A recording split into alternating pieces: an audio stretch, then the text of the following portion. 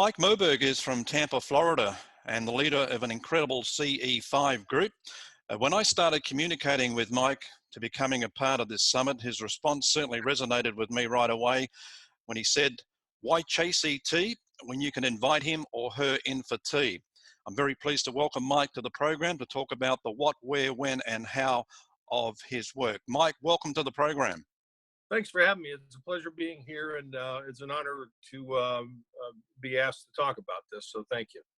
Well, I thought today we'd look at this chat as more of an education for folks, because I get the feeling that a lot of people interested in the topic of UFOs probably aren't all that aware of the work that you and others do in the CE5 area. So let's start off by firstly explaining what CE5 stands for. Yeah, CE5 is Close Encounters of the Fifth Kind. It's a human-initiated contact experience. Which is known as HICE today. There are those of us who, have stopped using terms like UFO and have started using terms like unidentified aerial phenomenon, more friendly terms instead of aliens. We use extraterrestrials and non-human intelligence or non-human intelligent beings because language is important. And if language can, cut very sharply in places where it has to be very carefully used or not used at all, which brings us into the contact experience. It's a non-linguistically based, spiritually based contact experience where we meditate and get into a heightened spiritual state, which doesn't take very hard work. Is actually very easy to achieve. If everybody knew how easy this was, we could remove so much of the mystery from it, which is what I try to do. I kind of try to democratize CE5 and the human-initiated contact experience. So when did all of this begin for you? How did you get interested in this? Well, I've had almost a lifelong contact. My history of contact is written about in Beyond UFOs, which was produced by FREE, the Foundation for Research into Extraterrestrial Encounters and Extraordinary Experiences. I think it's chapter 10, as I recall. But things started for me early on in childhood, very early childhood, and I maintained contact for quite a long time. In 1979, I had a major contact experience with 50 other people up in the Berkshires, and I kind of, back then there wasn't an internet, and you didn't talk about those kind of things. And in 2015, October 3rd, 2015 to be exact, I had been translating some works and digesting some works by Niwa Ching, who is a Taoist master, and I had a very large orb appear outside my high-rise in Tampa, Florida.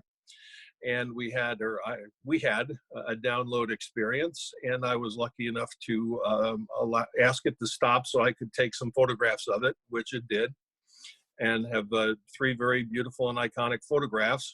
I basically said, look, nobody's going to believe this unless I can get photographs of this, and it told me okay, and I kind of asked it to do some things, and it did, and that got me flying. I had no desire to make contact, but because I was in a what I would call a heightened spiritual state after hours of working on these works, just like Stephen Greer. I didn't even know of him at the time, but Greer's first experience was after having meditated. A ET, UFO, UAP appeared to him, and it was a very similar experience.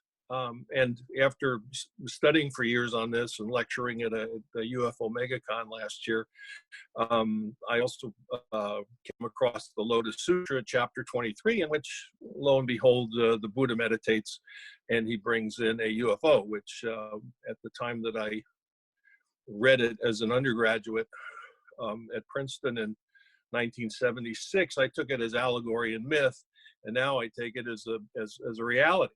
You meditate, and you can bring these spiritual beings, these universal beings, as I like to call them, into your midst, and they're friendly, and they will communicate, and they communicate in many, many different ways.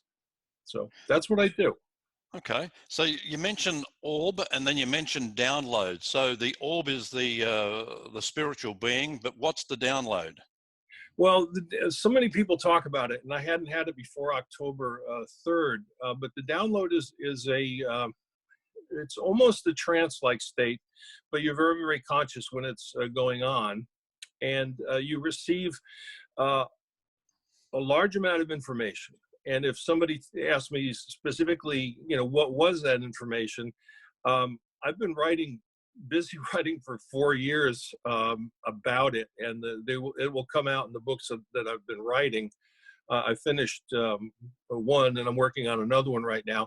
But essentially, what happened was, in a very shortened version of it, was the information that I got completely obliterated my whole concept of a world of duality, and I experienced what is known as universal consciousness. And that universal consciousness has been an ever-present part of my life to one degree or another for the last, since 2015. So, and that kind of universal consciousness, the consciousness that you get by studying Tao, by studying some of the other masters as well, like Ni Wa Ching or Master Ni. And you can get it. It's very, very simple. What you try and do is remove the differences between you and your environment and people, and stop thinking so much and start meditating. And then you're in a state where you can make contact. These entities don't like making contact with human beings that are dangerous, that are not at peace with themselves, that have conflict. And that's one of the reasons why I developed my own protocol that, thanks to some of my other classmates at Princeton who also do this kind of thing, Hollis Polk for one, and Nancy Dutetra for another, we've come up with what's known as the Princeton Protocol, which is a forgiveness and gratitude-based protocol that I use here at the ranch to teach and bring people in contact with not only their spiritual selves and resolve their internal problems, but also come into magnificent contact with quite a number of entities here in various shapes and forms. So the entities that you come in contact with, are they all one race, or is there a variety of different races?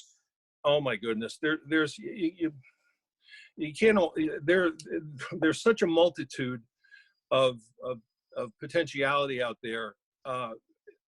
We've had small orbs kind of walking across the field here during our states of meditation. We've had vast numbers of I would call them ships show up.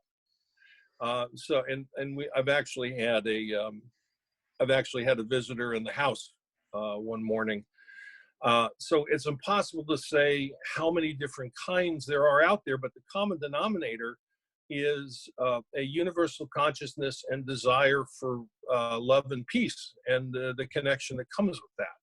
So once you understand that, then you can start making contact. Okay. I was watching a presentation from Stephen Greer not that long ago, and there was one night they were out in the desert, and they actually got an image of one of these entities, and they captured it on film, and it was quite fascinating. Well, let me interrupt you here. This isn't so much about proving that they exist. I mean, those who practice with me, and I have a wonderful core group out here, and we teach a lot of people that come in. I've got over 150 members in the group, and I have probably 25 to 35 regular practitioners out here. The important thing is to remember that this is a spiritual exercise that brings you in contact with a multiplicity of non-human intelligences and beings, and they manifest in many numbers of forms.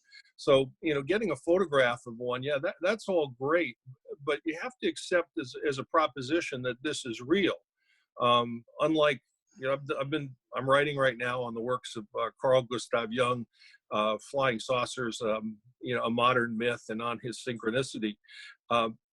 And you have to accept, unlike Jung, you have to accept that this is a real phenomenon involving real beings of a spiritual nature that are super highly intelligent. So it's great that he got a photograph of it. We have some wonderful photographs here, and if you want to see some of the photographs of things that have happened at the ranch, Ken Glanister, Glanister, has a YouTube channel. I used to not let people photograph out here, but Ken is a member of my core group, and he's been photographing. And go to YouTube and look at his stuff, especially the November CE5 here at Darby Ranch. It's phenomenal. It's mind-boggling, and it's only a fraction of what we saw and what happened out here. You know, I've seen motherships, I've seen cloak ships. If you avail yourself to the phenomenon and keep an open mind and an open heart, you are going to see things that you never thought you could possibly even think of. And it's all a positive experience. I have, out of the hundreds and hundreds and hundreds of contact experiences that I've had, none of them have been negative. So contrary to some popular belief, these entities that we come in contact with in this heightened state of prayer or spirituality, and it's true spirituality, it's not something that can be faked. It's beyond your wildest dreams, and it's a spiritual elevation. You make contact and you continue to refine your spirit, your soul, and every time you make contact, you reach a higher level of understanding of humanity, acceptance of other beings and the differences between people, so that you don't see race. Religion becomes unnecessary, and what you do see is a common bond between terrestrials and extraterrestrials, which is what we're establishing here, both as a movement and as a way of life. Because I do hear some pushback from religious groups, the fact that you know, they're worried that what you're inviting in may be malevolent.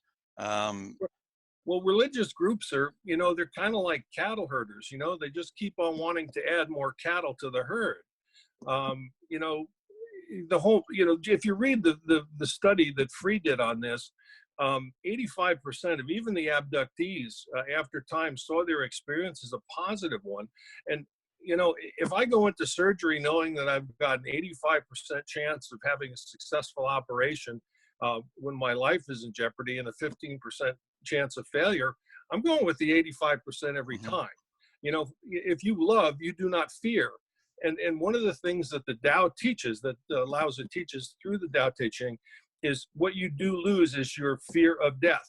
And once you lose your fear of death, you start understanding you are, in fact, an infinite intelligence, an infinite being that's going to be around forever. And the goal is to return to source. And that's what we're doing. Yeah, that's, you hear that a lot from near-death experiences who come back and see what they actually are, and then death no longer becomes an issue for them.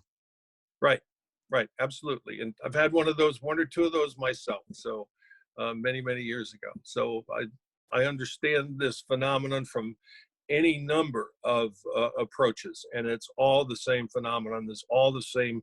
It all deals with what I would call the collective consciousness, an underlying intelligence that orchestrates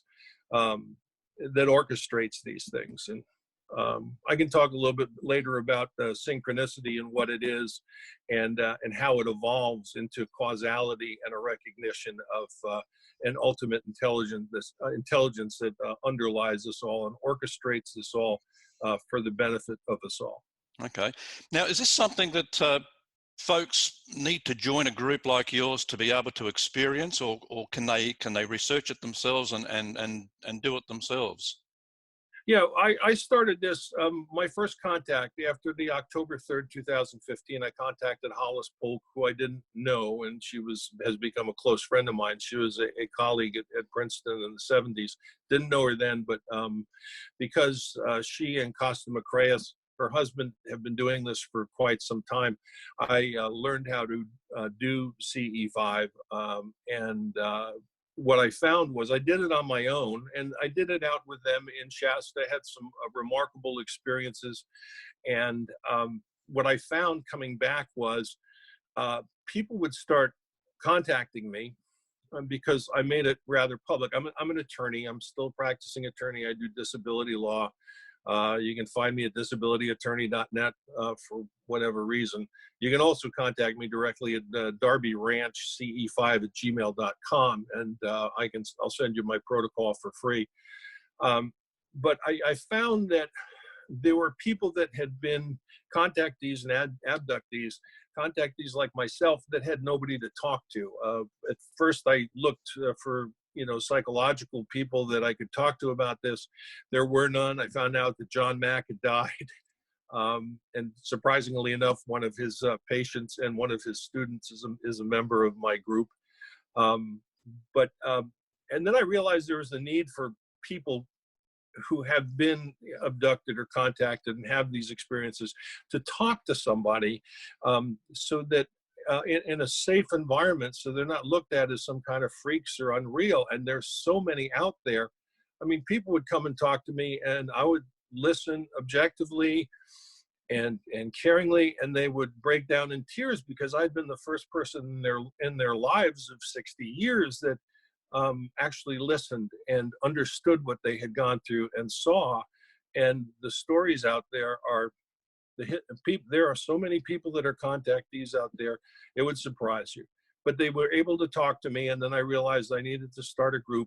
And then instead of doing this on my own and with one other partner practitioner, I began a group out here at Darby in 2017 in February.